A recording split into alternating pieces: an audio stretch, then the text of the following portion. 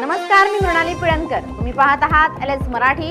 पाहुयात राज्यातील काही महत्त्वाच्या घडामोडी. सोलापूर महानगरपालिकेचं बजेट सादर करताना सभागृहात मोठा गोंधळ. सभागृहात शिवसेनेचे गटनेते अमोल शिंदे आणि काँग्रेसचे नगरसेवक चेतन नरोटे आक्रमक.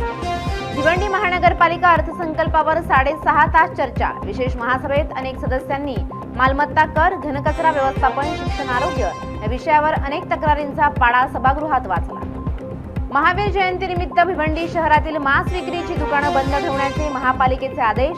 आदेशाचं उल्लंघन करून दुकानं सुरू ठेवल्यास मनपा प्रशासनाकडून दुकानदारांच्या विरोधात कारवाईचे आदेश. अजून काही दिवस अवकाळी पावसाचा इशारा. बिजवाई कांदा उत्पादक शेतकरी धास्तावले. हातातोंडाशी आलेला घास हिरावला जाण्याची शक्यता. साताऱ्याच्या कराडवाडीजवळ वीज कोसळून महिलेचा दुर्दैवी मृत्यू. घटनेमुळे परिसरात हळहळ व्यक्त. भंडाऱ्यात अवकाळी पावसाची हजेरी. मध्यरात्री काही भागात हलक्या तर कुठं मध्यम स्वरूपाच्या अवकाळी पावसाचा धुमाकूळ. जोरदार वादळी वाऱ्यासह आलेल्या या पावसानं शेतकऱ्यांची चिंता वाढली. नांदेड जिल्ह्यात रात्री वादळी वाऱ्यासह अवकाळी पाऊस. रब्बी हंगामातील पिकांचं नुकसान होण्याची शक्यता. गोंदिया इडियाटोह धरणाच्या कालव्यात तरुणी गेली वाहून. शोधकार्य सुरू. मोरगाव येथील घटना.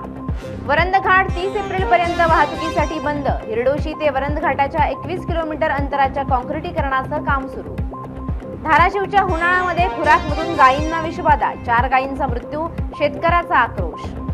कोल्हापूरच्या गडहिंग्लजसह 4 तालुक्यात धुमाकूळ घालणारी टोळी जेरबंद. 20 लाखांचा मुद्देमाल जप्त. या होत्या आताच्या घडीच्या काही महत्त्वाच्या बातम्या. अशाच महत्त्वाच्या बातम्यांसाठी पाहत रहा LS मराठी.